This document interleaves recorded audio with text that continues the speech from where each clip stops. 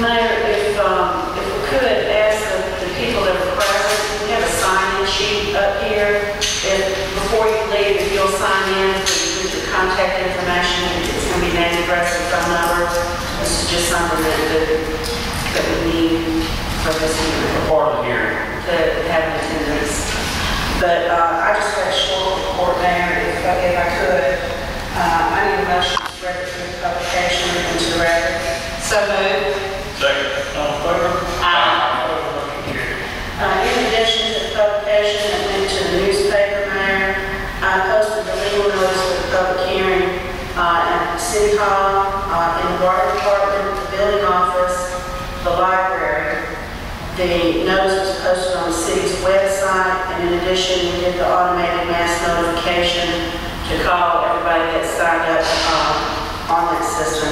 If I could just get a motion to make that part of the record. So moved. Second. All in favor? Aye. Opposed, motion carried. And I believe Ms. Karen Clark with SMPDD is here. Karen, if you'd like to come up to the mic. Yeah, see if it works, Karen. It's on. You got it on.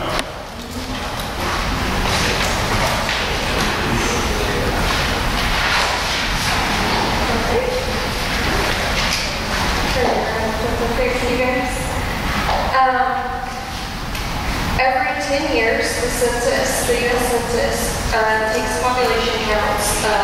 Karen, you need to pull that mic in a little bit. Just take it off and hold it. You can lower it, just squeeze that little, where it looks like your handprint is, right at the top.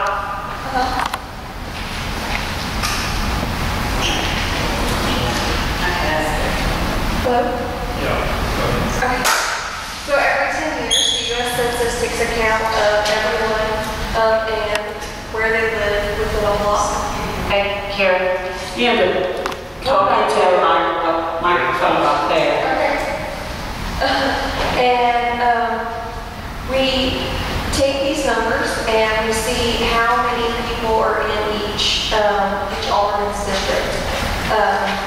And we see how the balance is, because we want these to be balanced out. If not, then your vote doesn't count as much if you're in a district with a larger population versus if you're in a district with a lower population. So the Department of Justice asked us to keep it in a balance of 10% difference between the low district and the high district. And Long Beach was off, so we had to adjust the populations and adjust the lines so that there was the right amount of people in each district. And if you can look over here on your left, we have 3 plans, and these are proposed plans. And tonight we'll be taking comments on how you feel about these plans that are over here. Right, thank you. Has everyone had a chance to review the 3 plans over here?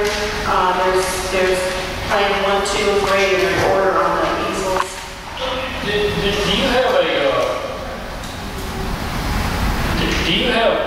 There's some rules of engagement on why the lines have been moved. Yes, sir. Did you explain that? I can discuss it. I think it needs to be stressed that this is not a whim, that there's some reason to this madness, why we're doing it. And also, if there's any way you can put a percentage, I don't think the maps I had a difference in plan 1, 2, and 3 to where you show it what the difference is, what the percentage, how it might be off or might be right on. Is that? Okay, I think people need to know that. I think all of them again probably need to look at it again. So when we created these plans, we stuck to the general principles of redistricting, and those are less than 10% variance that I just talked about with the population. You can't have split districts, so you can't have a piece of District 1 here and a piece over here. They have to be connected. It's good to have them as compact as possible and avoid odd shapes and gerrymandering. You don't want to choose a block reasons or any racial reasons. We do it basically just by the numbers, there's no statistics. There isn't a minority-majority district in Long Beach, so we didn't have to adjust for that because Long Beach is very diverse and there's not a contribution of a minority-majority district. And we like to avoid supporting a lot of long-standing communities. And I believe that's most of the principles that we use. And these principles that we use for the ones that are supported by the Supreme Court for challenges of redistricting plans. But tonight is for you to save your meetings about how you get about the plans.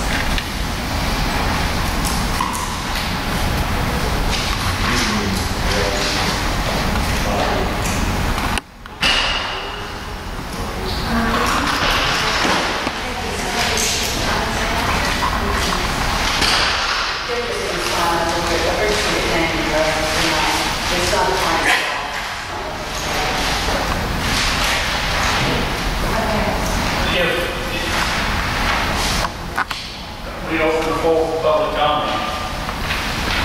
Yes, sir. State your name and address for record, please. My name is Michael Brown at 302 Linwood Circle. Microphone. Yes, spin that around. I'll get Now we know what y'all have. My name is Michael Brown at 302 Linwood Circle. And I noticed on the 3 maps that I'm Ward 4, that the shape of Ward 4 on maps 1 and 2 are essentially the same. It appears that on map 3, the ward was cut off on Alexander Road east, and I noticed the ladies try to avoid odd shapes, and 1 and 2, the shape is fairly consistent.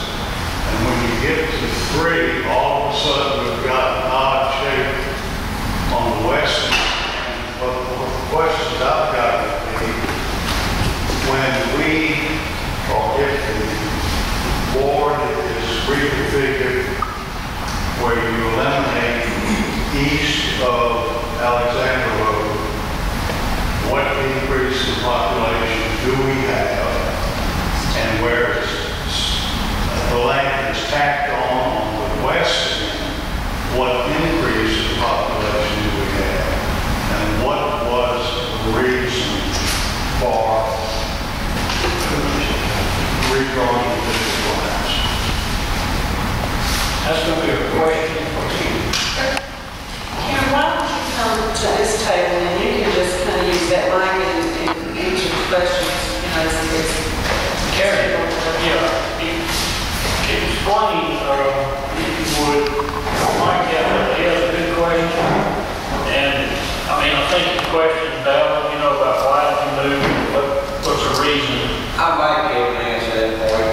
Well, I was going to let her tell them that they put a program in the computer. Well, I know that, but on that third one, I recall, partly because whenever they tried the third plan they were trying to implement, I think it took me out on board. And also, because of the population reasons, whenever they tried to adjust them, it would have split rural estates, which would have been not necessarily a possibility, but it just, when it changed everything up north, it made it much more difficult. So they looked at it in that way and the numbers worked out. But she can explain to you about the numbers and why they do what they do. Okay, with Plan 3, we're trying to maintain the population south of the track and north of the tracks in Ward 5.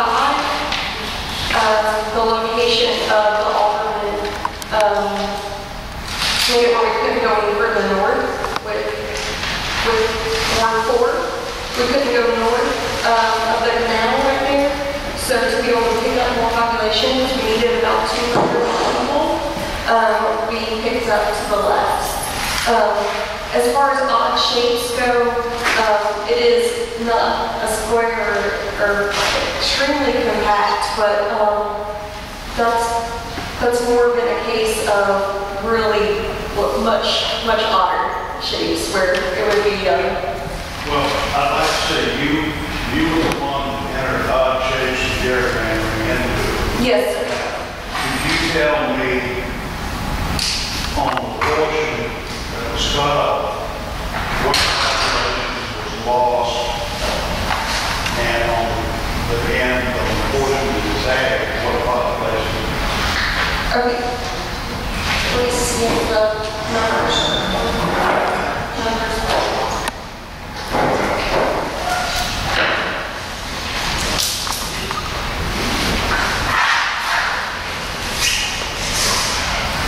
There's very little difference in these two. Okay, all of a sudden, this goes, and this goes on. And I like to know what population is out.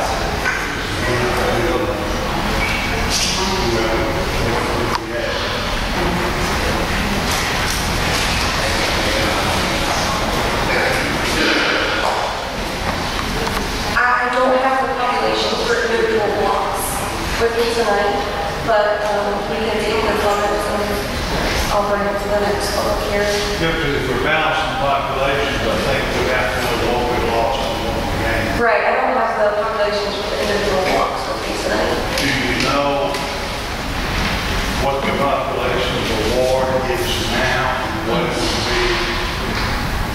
Great, You know, you have voters, that's how you get your numbers. Right.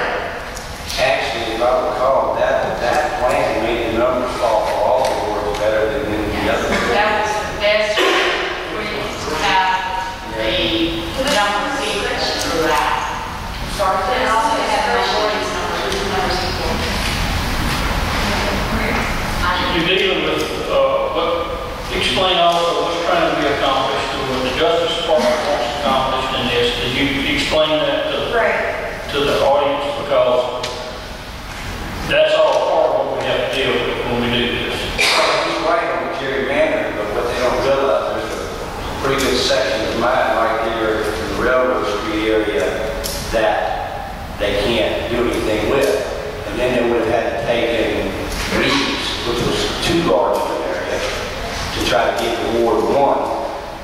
So that wasn't going to work because it put the population out of whack. So actually, you know, that's the best numbers that they come up with. In my ward, actually, I'm on that side going to the canal,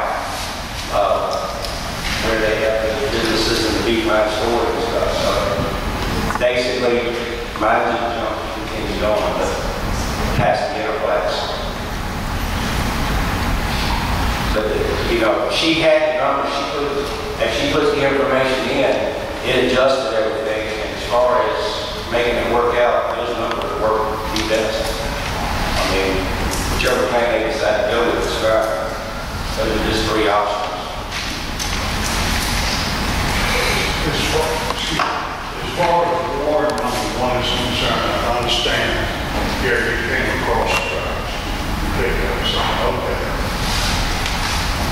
When Ward 1 came across the tracks and went to, I think you go to the south side of I had all south side of the Old Pass Road. You go, that's how much is that lost to Ward 4? Nowhere. And I understand Gary's problem.